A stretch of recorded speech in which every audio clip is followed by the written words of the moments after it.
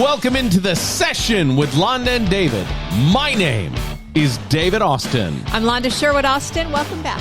I got to tell you, hon, you look super, super cute today in your black T-shirt dress. Is that a T-shirt dress? Yeah, is that what that is? Yeah, J. Crew. Super cute. J. Crew, okay. I don't know what that means. I thrifted it. All right, very For all nice. My thrifted girlies. And your jean jacket. Yeah, I love it. Which is practically vintage at this point. There you go. The session with Londa and David is brought to you each and every week by Sherwood Austin Real Estate Solutions. We help you make all the right moves. I love that slogan. We help you make all the right moves, and we actually do. Sherwood Austin Real Estate Solutions helps people buy houses. Sure.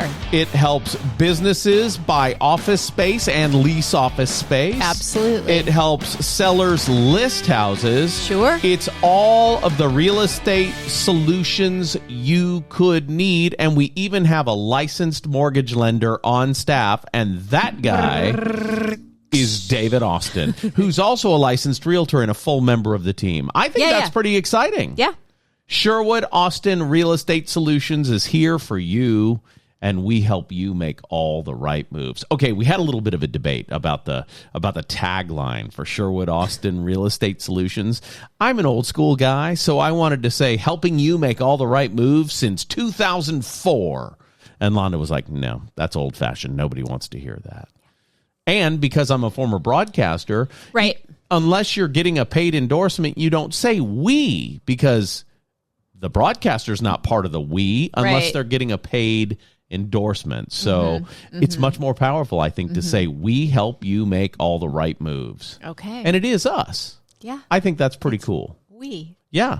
That's exactly right. Me and thee. So the session with Londa and David's a business program that focuses on the three things we're most interested in. They are retail sales, restaurants, and of course our bread and butter real estate, which we're going to focus on today. Well, I'm excited about this topic. As we were having our morning sales meeting on the couch this morning, drinking our first cup of coffee of the day, because that's what we do each and every day. We have like a little war room there in our condo where we plan out our day and we talk about who we're meeting with and what our goals are. One of the things that came up was it's super frustrating to work with people on transactions that are full-time something else and part-time real estate agents. Expand on that. I will, but first a disclaimer. Okay. This is a topic that gets me very fired up. And there's a possibility that there will be offensive language used in this podcast today. I'm going to try to keep it, but I'm just telling you now that if you are listening to this in a space with other people that you don't want to hear any profanity, you need to pause it now and come back to it later. I think because it's very likely that I'm just being honest. Yeah, I'm probably not gonna use profanity. And I probably will. Well, so let's take a pause. No. I'm not doing it. I'm not pausing. Okay. I'm staying in this. Okay. I just was taking a pause for our listeners so they could get out if they needed to. Imagine if you will. I'm going to imagine. This was a salty, salty program. It could be, because when I get fired up, it just comes out. One of the hosts uses language that's slightly inappropriate. Maybe some would say off kilter. I don't think it's inappropriate at all. I think there are appropriate times for this language. And if there ever were, it's this. So I got pulled in on a situation recently to help clean up a little bit of a mess. Right. And listen, as a consumer, when you're interviewing professionals for anything, professional business people, if they don't do that job as their full-time job, their primary job, because I'm all for diversification. Sure. But if they don't do it as their primary focus, probably not going to hire them. I have a primary care physician. Right. He's not a professional disc golfer. Okay. Who does physician stuff, doctor stuff on the side. Okay. He's not a satin dancer who's on America's Got Talent on these satin things. Oh, yeah. Spinning around, flipping and spinning in the sky. Oh, and he goes and puts in 10 hours a week at the doctor's office. You see what I'm saying? Right. Like, you don't hire an attorney who does it on the side. Sure. I'm just saying. So, and if you're a professional yes. and you're doing that, what are you doing? Right. Pick a lane. Get really good at that. Again, I'm all for diversification, but they're of income, right? But like, you need a realtor who's in it. Right. Full-time, day in, day out. Because let me tell you, the shitstorm that I had to clean up this week right. was not fun. And it was because one of the realtors involved is a part-time realtor. So there was not good communication. There was, what's the word I'm looking for? I used it 100 times this morning when I was complaining about it. Lackadaisical attention to detail. Yeah. Slow response. Yes. Not attentive, slow response. Just couldn't get a hold of them at certain times because they're at their job. Sure. I thought this was your job. Right. I'm trying to get deals done. I'm trying to get my clients what they want and how they want it. And I'm moving forward and I've committed myself to this business. Sure. And listen, I took time off. I took 3 years kind of off and did real estate very part-time. And, it lost me some business for sure, as it should have, because when you're doing something part-time, you don't deserve to have full-time income. I gotcha. I mean, the frustration level that I feel, and then, okay, it's not my transaction. It's someone else's transaction, and I stepped in to try to help. Right. You're a managing broker, so you're helping out. 11th hour. Right. It's fallen apart. The buyers are beyond livid. They just want out of the transaction. They want to terminate the transaction. Is there any contractual way we can terminate this transaction? Right. The answer is yes. So I step in, try to save the deal, right? Because they're a week from closing. A week. You don't lay down on the 1 yard line. That's right. Typically, that is true. So, I did my razzle dazzle, everything I could, but told them in the beginning, I'm here to make sure this doesn't happen going forward and make sure that you guys get exactly what you want. Sure. At the end of this meeting, I told them right up front, the goal of this meeting is that you leave feeling good about your decision, whatever it is. Whether you decide to terminate and start shopping for a different house or you decide to move forward on this. They decided to terminate. They're losing all kinds of money. They don't care. They've divorced the house. It's dead to them, and it's all the fault of one of the agents who did not get back in a timely manner, okay. I don't want to get into details, right? I want to give some context, though, right? Because our lending arm of this company is involved in this deal. So I'm the lender in the transaction. We're not going to name any names, and we're not going to talk about real estate offices or anything like that. But in this particular case, we happen to have a low appraisal. Yeah. And let me tell you something. That's not that big of a deal. Here's what I mean by that. The house was overpriced.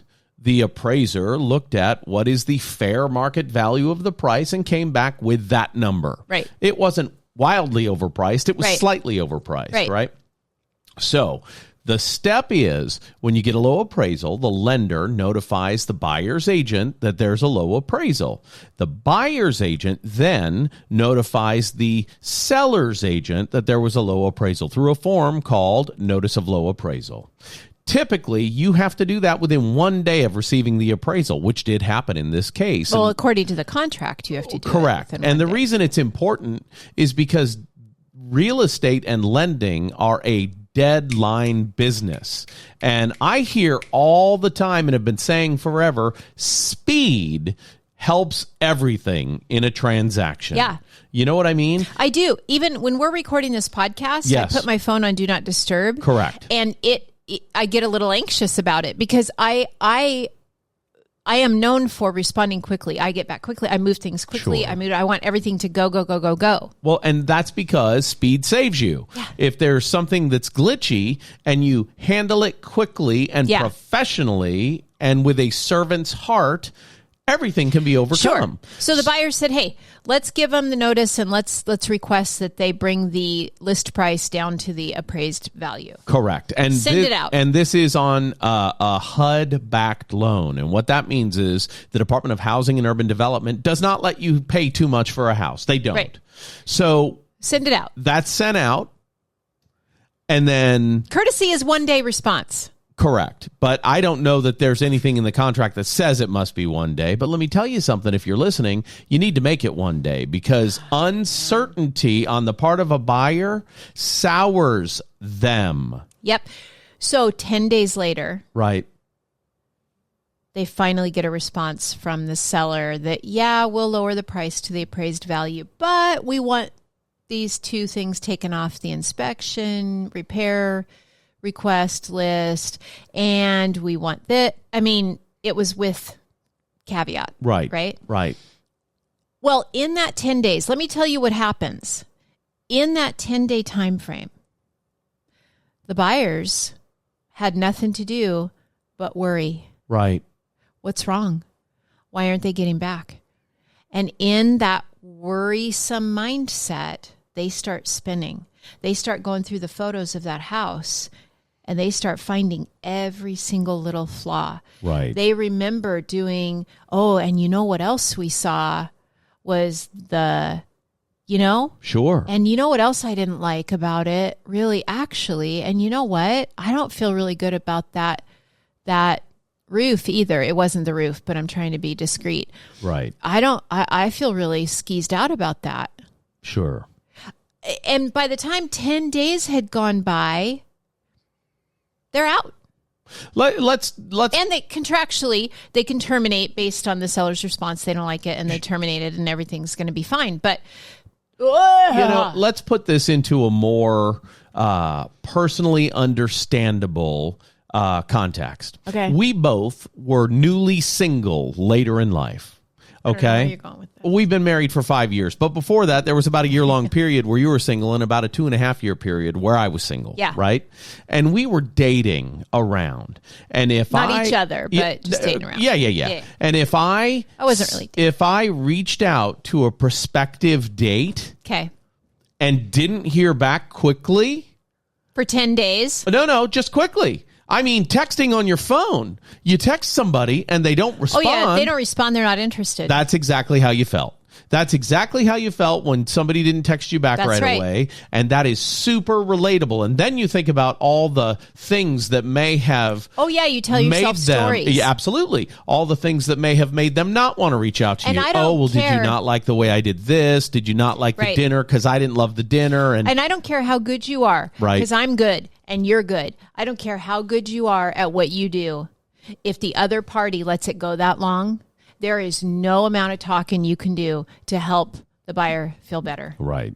So I've talked about how in the dating world, something could happen in a relationship with me and it would just sour the entire relationship. Sure. And I would say the person's face turned gray. Right. Meaning I don't look at them with the same color. Like you got a bad piece of fish at a restaurant. Yes. Well, guess what, people? That happens in real estate too. So if you're negotiating back and forth and you're not doing it in a timely, conscientious manner, your face is turning gray to your customer. Yep. Ooh. And, this agent said to me, because I had the opportunity to get on a phone call with the other agent just yesterday, actually, and said to me, well, the sellers are livid. And I said, I'm sure they are. It sucks. I know it sucks when we're this close to the finish line and everything falls apart. I know it. Yeah. There's nothing I could do. You should have given them better advice, fella. There was this one big issue that they had.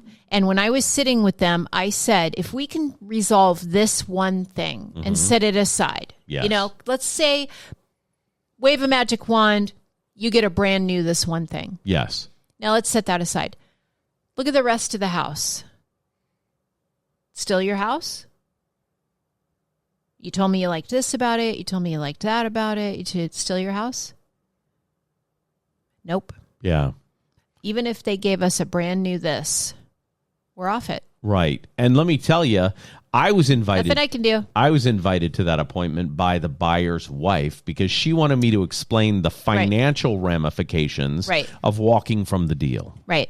And so, and there were some. You know, there are hard expenses in every they already transaction. Paid for the inspection. The inspection, the appraisal, those are hard costs that you can't get away from. And there's no reclaiming that. You can often get back your earnest money if you leave for a contractual reason. Sure. And in this case, they did. Mm-hmm. They finally got the notice of low appraisal response from the seller, and then they have like 3 days, 72 hours to 3 days. To make a decision. Mm-hmm. And they opted on the third day. Nope, we're not going forward. We're not comfortable with this. If this is such a big deal that it took 10 days for them to decide, maybe there's more wrong with the house. Right. After 3 meetings over 2 days. Yeah.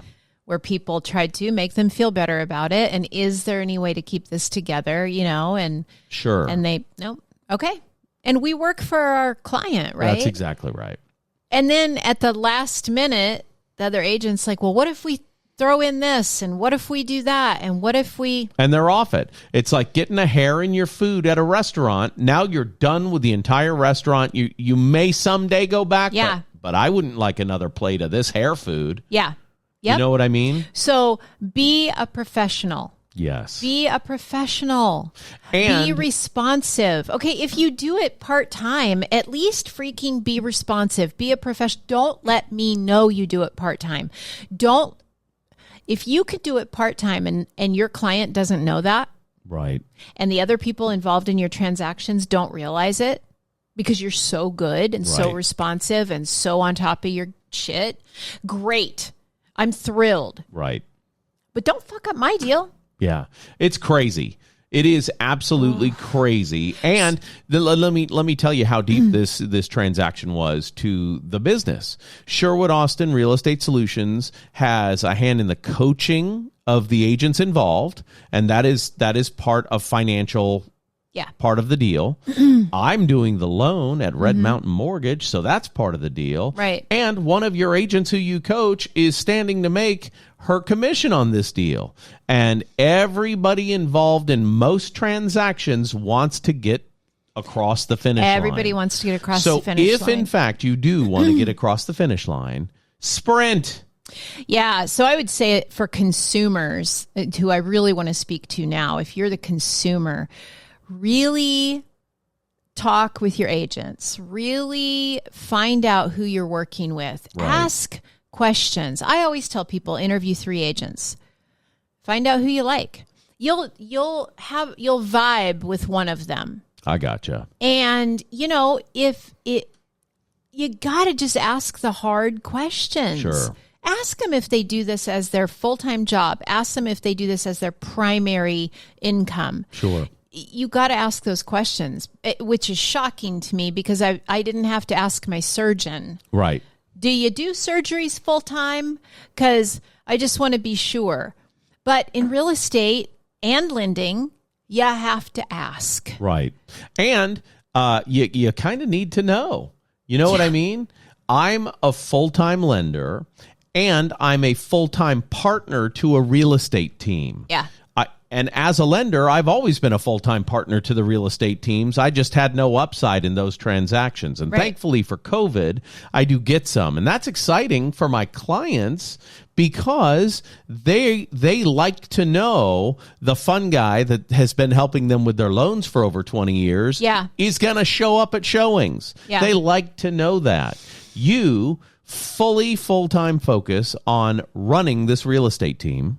Right. Yep. And as a managing broker, that's exactly what you should be doing.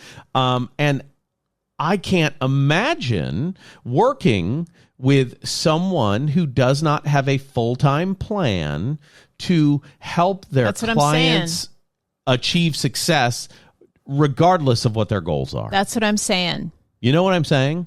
It makes no sense at all. You're saying what I'm saying.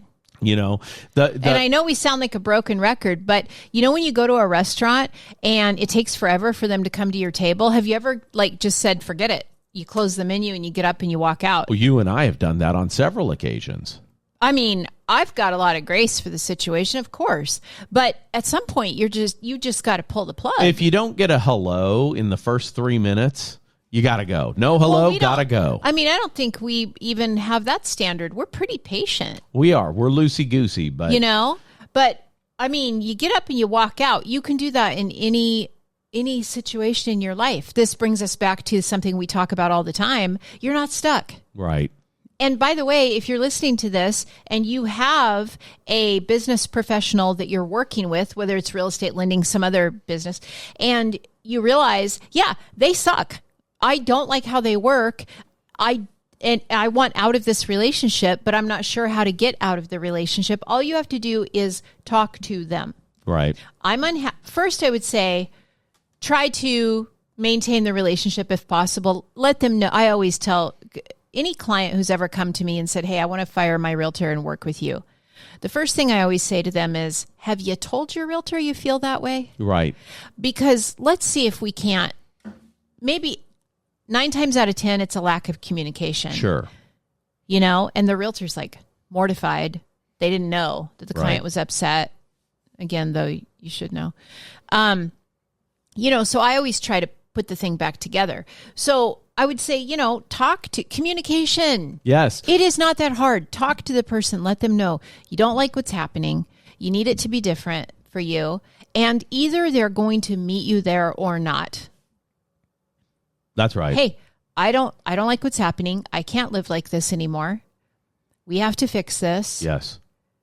Oh, well, I'm not willing to do anything differently. Okay. I'll go meet with a divorce attorney. That's not your current life, by the way. No, but I just want to point that out. It was my life. That's hilarious. But it's the same thing. Like, you don't have to stay in frustrating situations. You don't like your doctor? Go to a different doctor. Right. Find another provider in the same, you know, so a lot of people have several providers under one roof now. Find a different provider. You are not stuck. Right.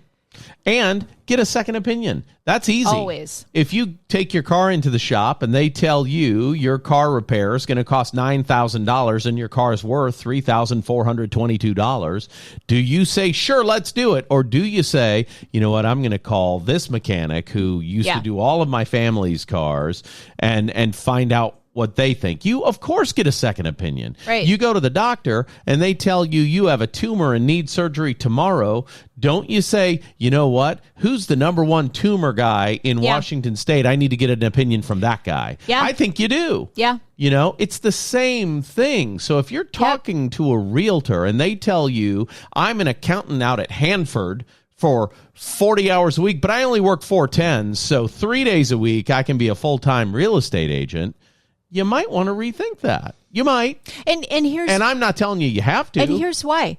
What if on Tuesday, we're about to see it, actually. Mark my words. Okay. We are about to go back into a little season of multiple offers on some price points. Yes, because the Fed lowered the Fed fund rate by 50 basis points. We're right on the cusp of it. Rates have been improving. We've been telling you it was over coming. the last 6 weeks dramatically. Right. And I want to point out, because I get a lot of confusion about this, interest rates are not half a point lower because of what the Fed did. Right. That the Fed fund rate is how banks borrow money intraday, essentially overnight, and pay it back the next day. That went down half a point. Here's why that's important to the general consumer. Home equity lines of credit, which are short-term loans, they immediately went down half a point. Credit cards, they dropped too because they're tied to the Fed. It's like the prime rate, right? Okay. Plus whatever they charge, whatever their margin is. So when the Fed fund rate goes down, the prime rate goes down, their margin doesn't, but that does, so everything adjusts down. Okay. Mortgage rates, though, are moved day to day by the intraday sales of mortgage-backed securities. Right. And thankfully, the Fed taking a stance on inflation gets people excited in the marketplace. So we do typically see after a Fed rate cut, rates improve. Also, conversely, over the last 4 years, as the Fed has done nothing but sit still or raise rates, when they've raised rates, we've seen some improvement in the markets, despite the fact that every newscast said it's getting more expensive to buy houses. We've seen slight improvement because a strong stance on inflation, them fighting inflation, also spurs interest in the mortgage-backed securities market. So while it is interrelated, it is not a direct relation. Does that make sense? Yeah, I appreciate you making it make sense. Yeah. Because I think a lot of people do get confused about that. And so I do appreciate you saying that. Circling back, let's say you want to see a house on Tuesday at 10 a.m. Right. And we're in a tight market. Right. Let's say your price point is $350,000, which in our market is a starter home. Right. Shocking, I know, but that's where we are. Right. Let's say that's your price point, and you a house came on the market Monday night, and you can go see it Tuesday at 10 a.m. First chance in. And the rates have dropped, and so now buyers have flooded the market, which is going to happen in the next couple of weeks, over the next couple of weeks. Yes. Okay. People start, even just seeing that the Fed fund rate was dropped, people start feeling better. Yes. They start feeling bolder about their spending their money, right? So, and your realtor can't show it to you till Friday. Right. Because they work 4/10s. Tuesday, that house may go under contract. It's going to go under contract, Tuesday, Wednesday, Thursday. I mean, look at all this time that's going by. Sure. So all I'm saying is no matter what the industry, but especially real estate and lending, make sure that you are working with an absolute professional. Right. And the reason, just so you know, I work for a mortgage brokerage, not a mortgage bank anymore, is because a mortgage bank requires you to physically be there 40 hours a week. Well, I'm vertically integrated. So I work probably 80 hours a week, but I don't sit at an office. Right. I'm blowing and going. I'm going to see people at their work. I'm going to see people to show houses. I'm meeting Even people. when we're not working, we're working. I'm meeting people where they are. Right. And that you get much more freedom working for a brokerage than a place that pays you a salary and you have to sit down behind a desk. Yeah. Does that make sense? Yeah. Which makes me more effective. I like that a lot more. Anyway, that's all I have to say about that. I don't mean to be on a soapbox. No, it's fine. I just think, this is an important thing to talk about. I haven't talked about it.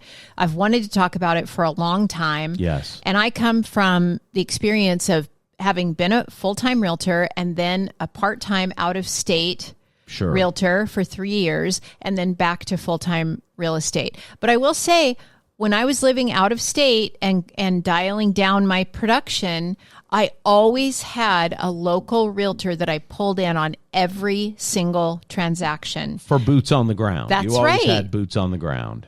That's right.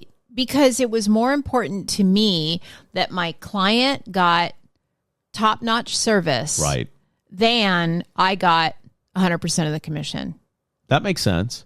So, and that's why this real estate business with us works so well, because we literally are able to cover each other's backs, essentially. You know what I mean? There is not a client that we've had yet who has felt like they weren't seen and heard because they have a contracts expert looking at every single contract that is written.